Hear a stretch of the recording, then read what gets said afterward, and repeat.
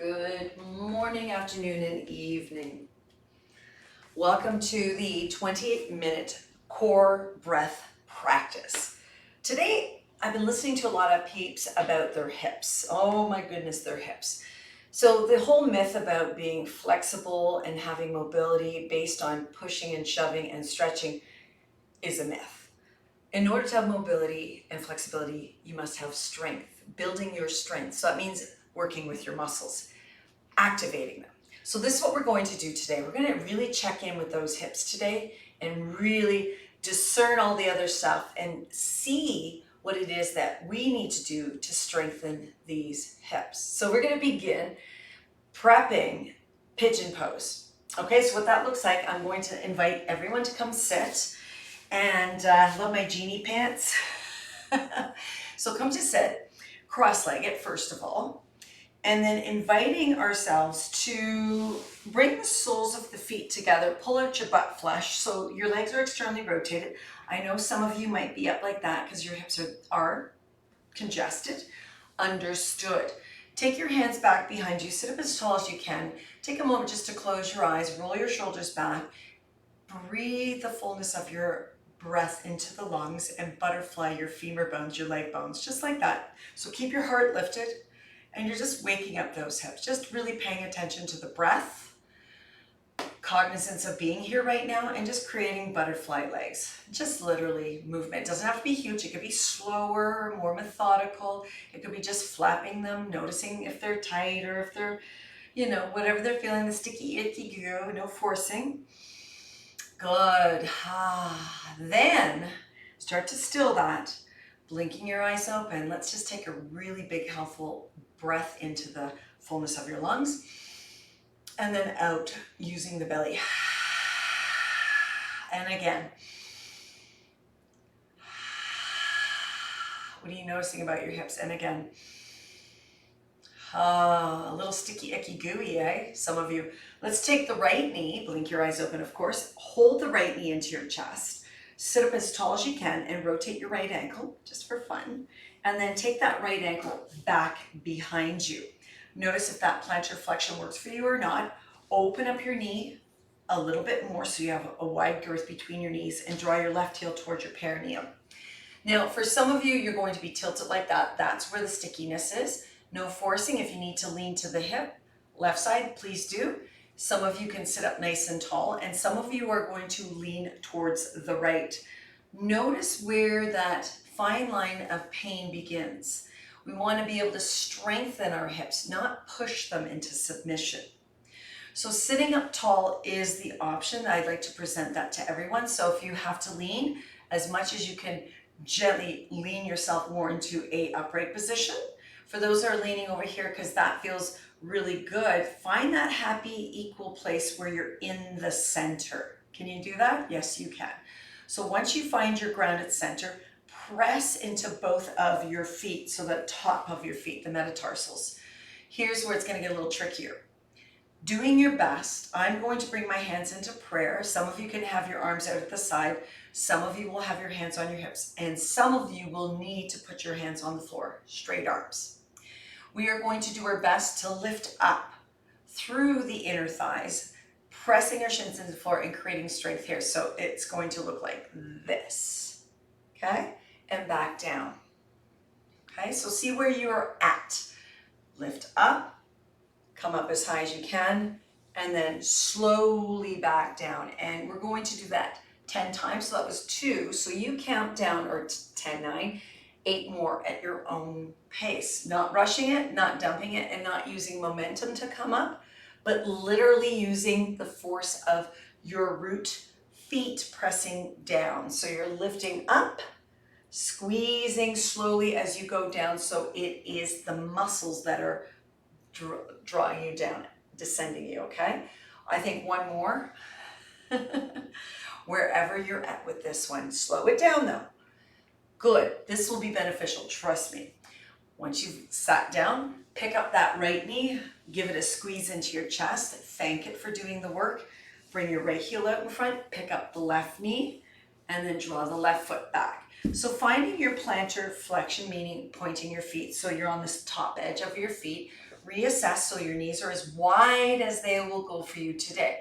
Again, if you're leaning here, then use your right hand to kind of work yourself into the central place. If you're able to sit right here, fantastic. Make sure you're not slumpasaning.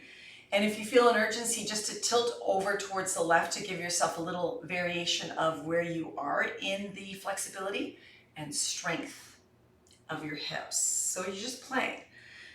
Breathe your breath. Really important that you do not hold your breath in your throat chakra, that you're breathing into the belly to ground our root chakras today. Eventually, everyone find the most central space above your hips. And then let us begin. Whether your fingers are on the floor, on the hips, and Anjali Mudra, press into both shins and pick yourself up as high as you can, extending your pelvis as much as you can. And when you take yourself down, do yourself a favor. Slowly use your muscles methodically. Keep your spine nice and long. Do your best not to lean forward unless you really must. If you need to take your hands to your thighs and knees to press up, that works great too. 10 on this side as well. So really paying attention. And if you've lost number, counting, I do it all the time. If you ever rewind any of these, you'll see that I don't equally divide sometimes and I'm way off the numbers. It's okay. So life is already complex enough, is it? Don't need to count everything. So if you're counting down your 10, once you get to that 10 mark or that 0 mark, slow it down. I've got 2 more, I think. Inhaling up, exhaling down. You've got it. And another one. Bingo. And then when you're ready, once you sit, slide that left leg forward. So necessary, that one. Both feet forward. Hold the front of your knees and lift your chest so your spine is upright. I'm just going to turn sideways for you. So once you come upright, there it is. Perfect. Good.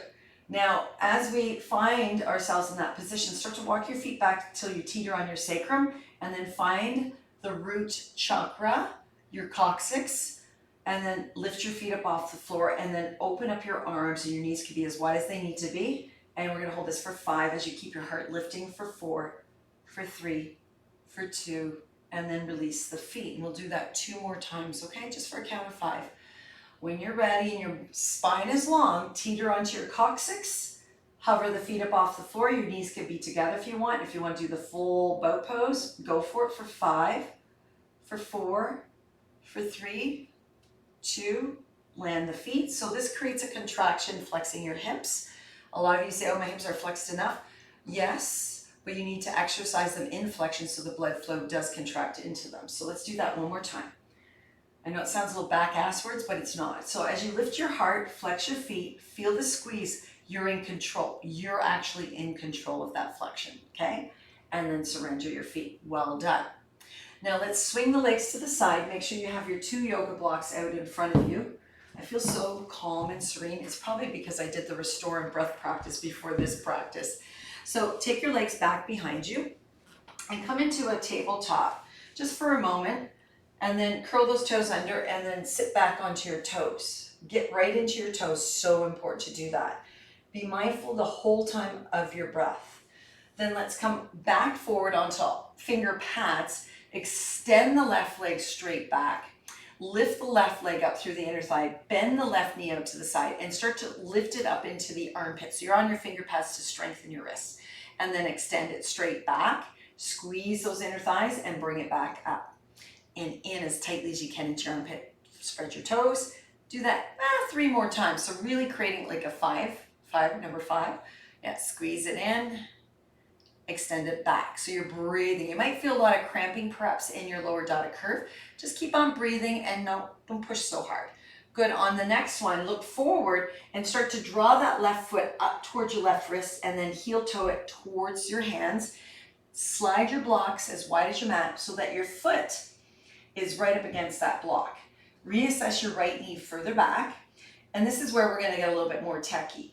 Back and forth in the hips. Really important. I can feel that my left hip is always most often for the past while. I injured it. I really have to be aware of its limitations some days. So from here, heel toe your left foot more towards the right block. Land your hands on your blocks and then Open up your left knee out to the left so the sole of your left foot presses up against the right block, the right edge block. And then move back and forth, just like that. So you're bending and extending at that knee. Nice. And then still that, pick up your right knee and then squeeze your inner thighs and straighten out both legs, and then bend both knees.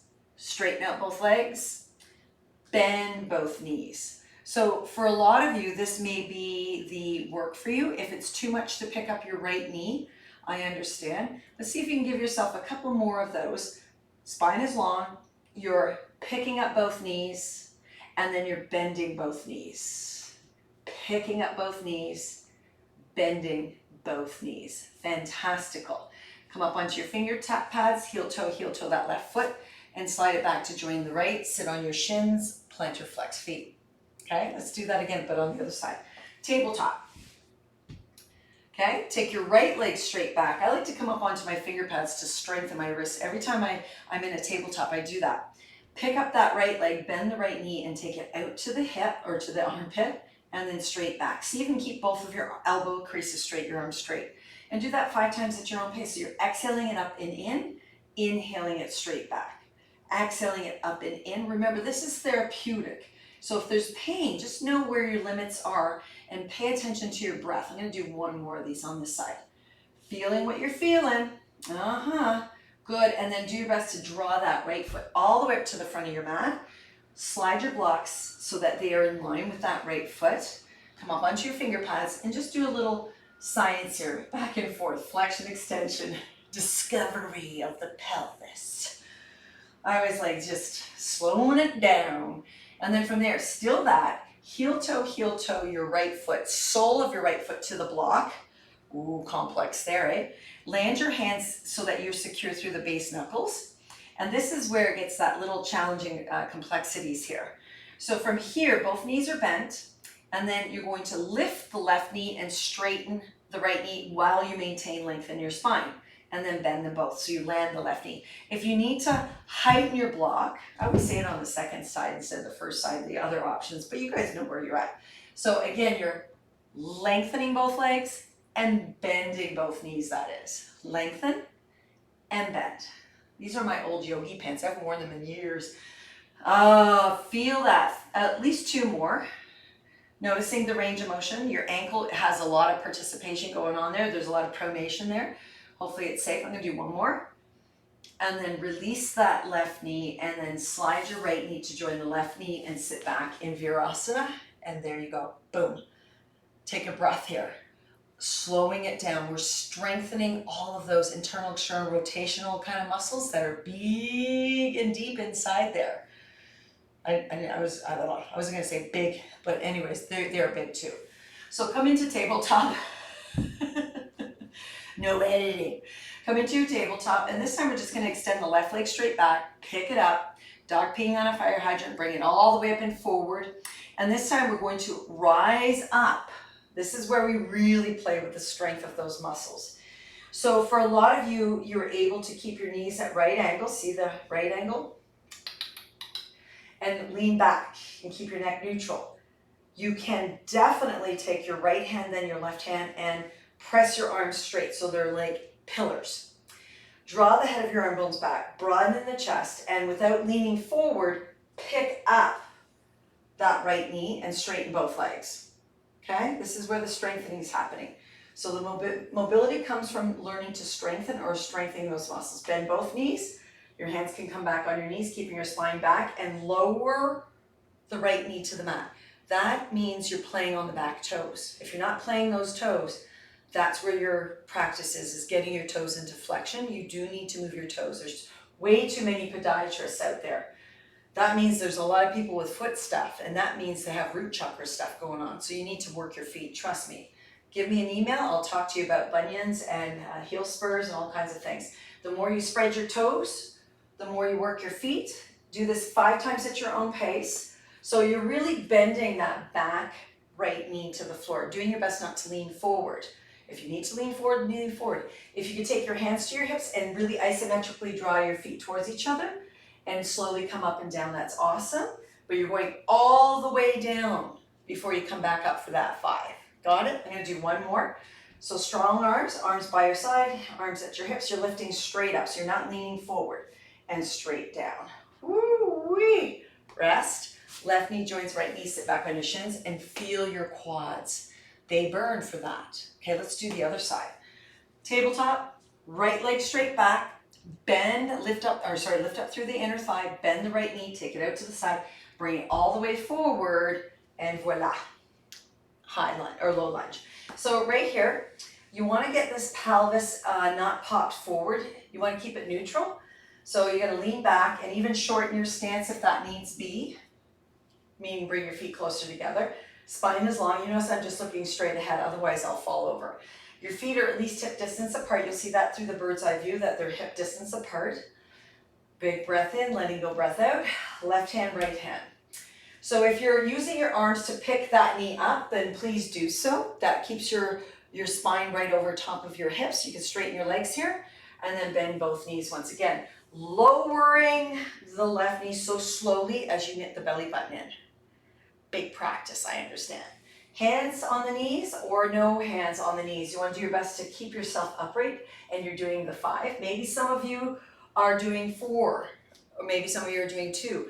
Maybe some of you are doing 20. Slow it down. Let your knee rest before you pick it back up again. That's the tricky part. You're not touching and lifting back up. Touching. This is not aerobics. So if you've done your 5, awesome. You can sit back into a child's pose. Oh, see how I just bounced back up? That is so aerobic. Keep the knee down for at least 3 seconds, then pick it up. Wow, I'm leaning forward a little bit today. I could see that I'm a little bit, yeah, need a little work on that one. Yeah. Good. And then once you finalize that one, right knee joins left knee, sit on your shins and feel that magic. And then we're going to swing the legs to the side, take your legs out in front, and then you can use one blanket for your occipital. We're going to lay down. So one vertebra at a time, roll yourself onto the floor. I like to use this blanket because it keeps my neck neutral and it feels good on the back of my skull. Straighten out your arms and then bring your knees above your hips and then take your palms to your quads. Adjust your belly button towards the back of the spine so you press your lower back into the floor and then flex your feet. For those who have done this with me a long time, you know what we're going to do. You're going to really contract isometrically this 90-degree shape using the tone of the belly, internal, external obliques. They're really deep muscles and big muscles. So tone the belly and resist your hands against your quads for 10, 9, 8, 7, 6, 5, 4, 3, 2, and then hug your knees into your chest. So how much you put into it, what you sow, you reap. So the more effort and muscle energy you put into it, not overly doing it. Some of you get too feisty, make funny faces. It's not in your face, it's in your hips, okay? So let's do it again without using your facial features there. Put it in your pelvis for 10. Resist, 9. This is a resistance. 8, 7, 6, 5, 4. Feel it here. 3, 2. And then hug your knees to your chest. Rock and roll a little bit on your sacrum. Reassess that lower back of yours. And we'll do it one more time.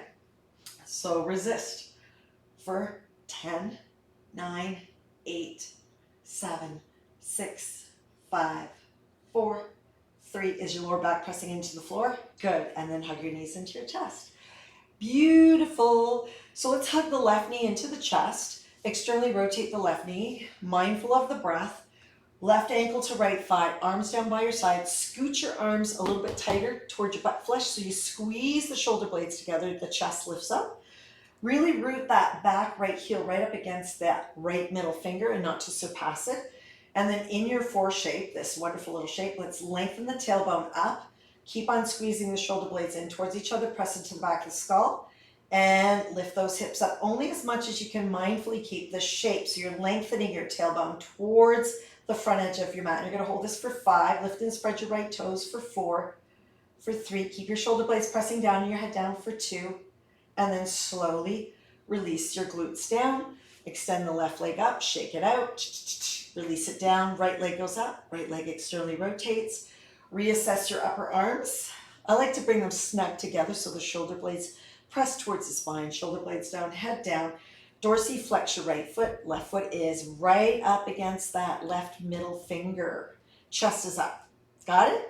Good. When you're ready, lengthen the tailbone, lift the hips up only as high as you can maintain your breath, shape, and your smile so it's not in your face and your arms stay down.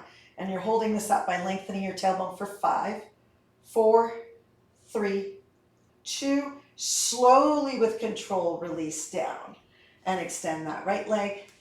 Take your arms out, left leg. Both legs go up, both arms go up. So this is where it gets tricky. We don't want to bring your hands and feet together. We want to keep them apart. Let's lift the head up in flexion, look towards your pubis or your belly button or your boobies, whatever you see first. And then we're going to lift the tailbone and the shoulder blades simultaneously for 10, 9, 8, 7, 6, 5, 4, 3, 2, and then surrender neck, head, shoulders, and all that good stuff and give yourself a hug. That one is really a beautiful practice, and you can do it every day. And all you need is 20 minutes a day. Even though I have a 45-minute practice, sometimes you just have to let out some piss and vinegar, right? So let's do this one more time. Head up, tailbone up, and lift up for 10, 9, 8, 7, 6, 5, 4, 3, 2, and then hug your knees to your chest. Breathe that breath. Just one more, make it 3. I like 3. I don't know why I love 3. It's such an odd number because I'm odd. Lift it up for 10, 9, 8, 7, 6, 5, 4, squeeze in here, 2, 1, and then hug your knees to your chest. Let your legs fall out to the side. Move your neck in opposite direction. Play, play, play. There you go.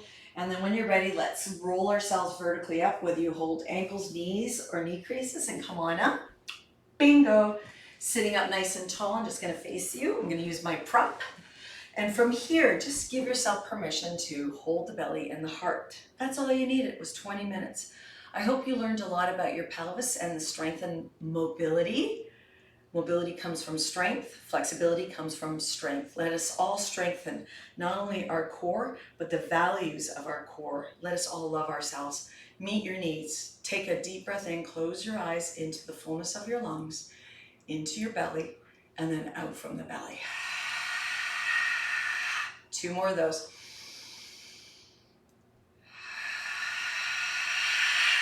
And another one. And rest. Just rest. Feel that in your heart and in your personal power.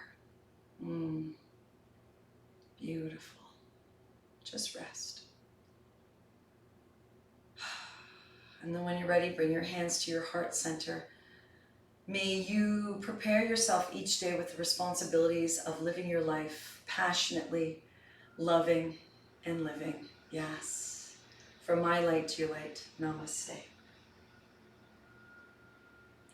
Take it easy. Maybe this episode you'll practice for a couple of days. I do highly suggest that if you really were on a roll, you know what? I feel that lifestyle is important. I don't believe in trends. I don't believe in 30 days or 60 days. I believe in every day. So I would never offer to do something for 30 days. I'd say, why not do it every day? So 20 minutes a day, every day, whether it be core and breath, that's enough, or restore and breath. See you in the next episodes.